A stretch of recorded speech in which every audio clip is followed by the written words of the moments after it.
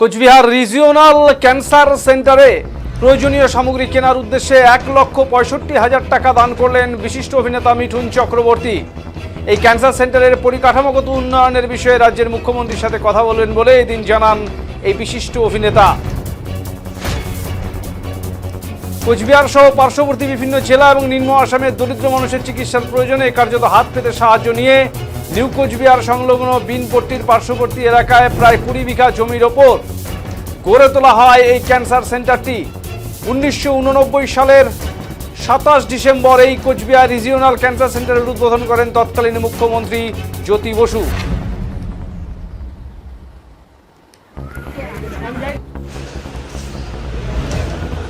এই সময় ক্যান্সার সেন্টারটি গড়ে তোলার জন্য মানুষের কাছে হাত পেতে সাহায্য নিয়েছিলেন কমল গুহর নেতৃত্বে কোচবিহার জেলার প্রাক্তন মন্ত্রী কমল গুহর নেতৃত্বে প্রচুর অংশের মানুষ। আর এই কর্মসূচিতে যোগদান করেছিলেন মিঠুন চক্রবর্তী ও তিনিও কোচবিহারে এসে এই ক্যান্সার সেন্টারের উদ্দেশ্যে গড়ে তোলার উদ্দেশ্যে মানুষের কাছে হাত পেতে সাহায্য নিয়েছিলেন।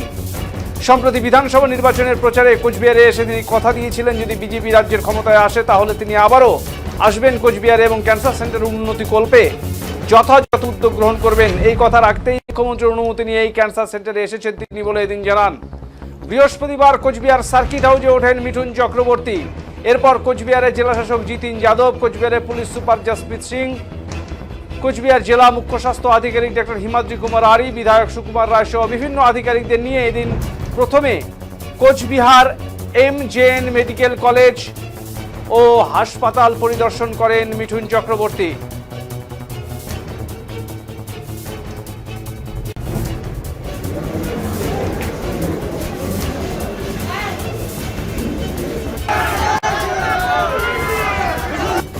পরবর্তীতে ক্যান্সার সেন্টার পরিদর্শনে যান তিনি।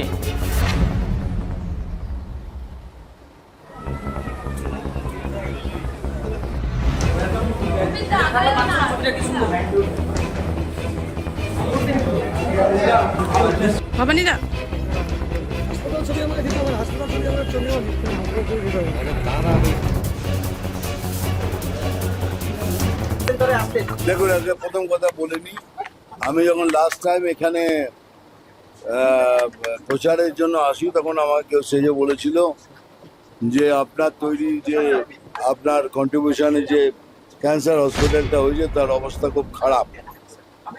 তো আমি তখন বলেছিলাম যদি আমরা জিতে আসি তো আমার প্রথম কাজ শুরু হবে এখান থেকে। তো আমি চিফ মিনিস্টারের পারমিশন নিয়ে ওনার সব কিছু সাপোর্ট নিয়ে আমি এখানে এসেছি। কিন্তু এখানে এসে স্যারের সাথে ডাক্তারবাবুর সাথে কথা বলে জানলাম কে যেটা বলেছে খারাপ, ওই রকম খারাপ অবস্থা নয়, ভালো চলছে, কিছু চলছে, কিন্তু এটাকে একটা উন্নত মানের তৈরি করতে হবে। তার জন্য ডিএম স্যার অফার দিয়েছেন কেউ নাই সব কিছু তৈরি করে খাঁচা তৈরি করে আমায় দেবেন, আমি সিএম স্যারকে ওটাকে ডোনেট করব। রাইট নাও কিছু জিনিস ওদের চেয়েছিল, কম্পিউটার, প্রিন্টার্স, সেগুলো আমি আমার নিজের পয়সা থেকে কিনে ওনাদের হাতে সঁপে দিচ্ছি। Thank you. কিসের চুক্তি, কার চুক্তি সেটা এখন আমি জানি না, সেটা স্যার বলবেন পরে। সেটা তো চেয়েছিলাম, আমরা তো বলেছিলাম যে যদি যখনই আসবো তখনই আমাদের স্যার জমি দেবেন। সিএম জমি দিয়ে দিয়েছে, কাজ শুরু হয়ে গেছে। আগে এটা বন্ধ করা হোক, আগে ওদের আশাটা বন্ধ করা হোক, তারপরে যা আবার হবে। সব যেটা দেখা হয়ে গেছে সেটা আমরা এখন স্যার এখন ডিএম স্যার সব প্ল্যান করে বড়, আমি যেটা চেয়েছিলাম যে জেনারেল বেডটাকে এয়ার কন্ডিশন করতে, সব জেনারেল বেডটাকে, আমরা তো সব এসিতে ঘুরছি, একবার ভেবেছেন তাদের আমাদের ছোট মা বাবা ভাই বোনদের কি কষ্ট হচ্ছে? সেই জন্যই ভেবেছি যে এইটাকে আমরা শীত তাপ নিয়ন্ত্রিত করব। তো ওই জন্য স্যারকে বলা হচ্ছে, স্যার প্ল্যান করে জমা দেবেন। সিএমও থেকে ফোন এসে রেখেছিল, উনি ওটাকে জমা করে দেবেন, তারপরে ওয়ার্ক উইল গো অন। মাননীয় মিঠুন চক্রবর্তী মহোদয় এসেছিলেন আমাদের কোচবিহার রিজিওনাল ক্যান্সার সেন্টার, যেটা কমলদার নামে করা সেন্টার, দেখলেন, উন্নতির জন্য তিনি প্রস্তাব দিলেন। আমাদের বেডের শর্ট ছিল, অন স্পট বেড এবং কম্পিউটারের জন্য তিনি 1,65,000 টাকা দিয়ে গেলেন, দোকানে অর্ডার করে দিলেন, কালকে চেক পাঠিয়ে দিবেন। আরও কী কী ডেভেলপমেন্ট করা যায় ডিএম অফিসের লোক পাঠাবে, সিএম সাহেবরা আবার আসবে, তারা দেখবেন। তারা কিছু প্রস্তাব দিলেন, আমাদের কমিটি আছে পরিচালন কমিটি, সেই কমিটি আমরা বসবো, বসে সবটা আলোচনা করে পরে আমাদের মতামত আমরা জানাবো। একটা প্রাইভেটের হাতে তো দেওয়া হয়েছিল, চুক্তি হয়ে আছে, এদের মতামত আমরা আমাদের কমিটি বলবো, কমিটি বসে সবটা চূড়ান্ত হবে।